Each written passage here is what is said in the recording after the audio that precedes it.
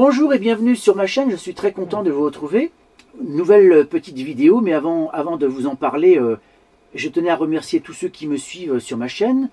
Donc là j'ai atteint les 600 abonnés, j'espère que ça va encore augmenter, donc n'hésitez pas, pour ceux qui ne sont pas encore abonnés, à le faire.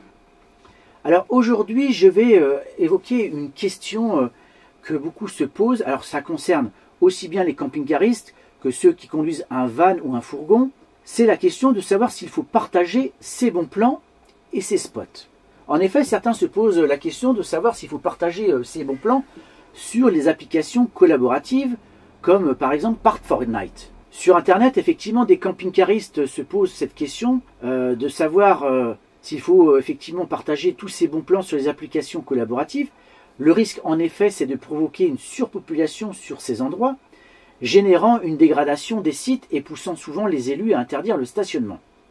D'ailleurs, récemment, sur un groupe Facebook, j'ai pu lire le commentaire d'un camping-cariste qui se demandait s'il avait bien fait de partager ses meilleurs spots de stationnement, notamment dans sa région, sur une application spécialisée. Donc je pense que c'était Park4Night. Et en fait, sa question vient d'une déception. Il y a une dizaine d'années, il explique avoir publié sur cette application bien connue des camping-caristes les bons spots qu'il avait l'habitude de fréquenter. Et c'était notamment, je crois, autour de la baie de Morlaix. Mais malheureusement, avec le temps, il a dressé un constat assez amer 10 ans plus tard, que ces étapes ont été envahies et dégradées par des dépôts sauvages de déchets, des excréments, des camping-caristes qui ont vidé leurs eaux usées, etc. etc. Et forcément, ça l'a un peu dépité, ça l'a un peu choqué, ça l'a énervé. Et donc pour lutter contre ces incivilités, les communes environnantes ont commencé par prendre des mesures logiques et saines, comme l'installation de poubelles, des panneaux d'information pédagogiques, demandant aux usagers de respecter les lieux. Il ne s'agissait pas là, une fois de plus, de stigmatiser les occupants des véhicules, et ils ne voulaient pas faire des règlements très stricts. Mais de toute évidence, tous ces conseils et tout ce qui a été mis en place n'a pas été suivi par quelques malotrus qui ont bourré les poubelles en les faisant déborder, qui ont continué à déverser des eaux usées, à laisser des excréments, allumer d'ailleurs des feux de camp et laisser le lieu dans un état tellement déplorable et malodorant que les gens de passage ou les habitants ont été assez énervés. L'étape suivante, continue cet internaute, fut donc l'installation par les élus de barres de hauteur empêchant tous les camping-cars, y compris les vannes aménagées, de stationner sur ces parkings qui avaient été souillés. Donc ce qui s'est passé, donc les utilisateurs des camping-cars et des vannes ont été canalisés vers des aires aménagées. Alors certaines de ces installations ont pu être gratuites dans un premier temps et sont passées dans le giron de délégataires privés. Et là, malheureusement, c'est devenu payant.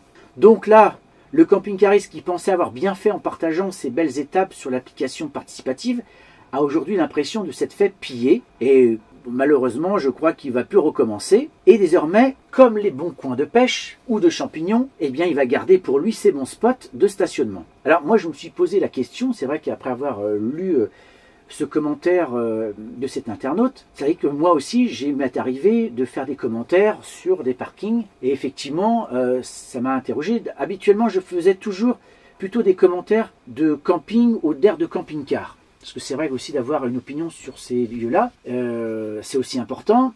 Mais c'est vrai que des fois, il m'est arrivé de trouver un petit spot assez sympathique et d'avoir mis un commentaire. Et là, à la vue de ce que j'ai pu lire, ça m'a laissé un peu pantois. Et je pense que je ne vais pas recommencer parce que c'est un peu dommage de voir des lieux comme ça, naturels aussi, être souillés par des gens qui, malheureusement, ne sont pas éduqués. Alors, moi, je vous pose aussi la question, est-ce que vous aussi, il vous arrive de partager vos stationnements et vos bons spots sur ces applications? Alors, il existe une autre façon de trouver des aires sans passer par des plateformes collaboratives, comme Park4Night. Vous pouvez donc aller sur des sites officiels Internet ou des applications qui vous parlent uniquement des aires de service et des aires où on peut stationner, donc des aires officielles. L'autre question aussi qu'il faut se poser, c'est quand on partage ces bons plans, ces spots, eh bien ce sont les voleurs, parce que eux, ils ne sont pas dupes aussi, ils vont aussi sur ces applications et ils sont intéressés notamment par ce qui peut se trouver à l'intérieur des camping-cars, mais aussi parfois le camping-car en lui-même. Et on l'a vu ici ou là à travers l'actualité ou la presse régionale, de voir des personnes se faire voler leur camping-car alors qu'ils étaient en vacances. Donc tout ceci interroge effectivement sur cette question du partage des informations et de ce regroupement de tous ces camping-cars en un même lieu. Alors des fois ça peut paraître sécurisant de se retrouver à plusieurs dans un endroit effectivement, mais parfois ça peut attirer des personnes mal intentionnées. Sans compter des voyageurs qui sont pas bien éduqués, qui font un peu tout et n'importe quoi, et après on se retrouve avec une image du camping-cariste qui est dévaluée et qui est mauvaise. Donc là, moi j'en appelle un petit peu au bon sens de chacun, et de faire comme il le sent, et surtout peut-être d'éviter de partager ces jolis lieux, ces lieux naturels qu'il faut préserver. Donc dites-moi en commentaire ce que vous faites, n'hésitez pas à liker, à me dire ce que vous en pensez, et abonnez-vous, ça me fera très plaisir, je vous dis à très bientôt. Au revoir.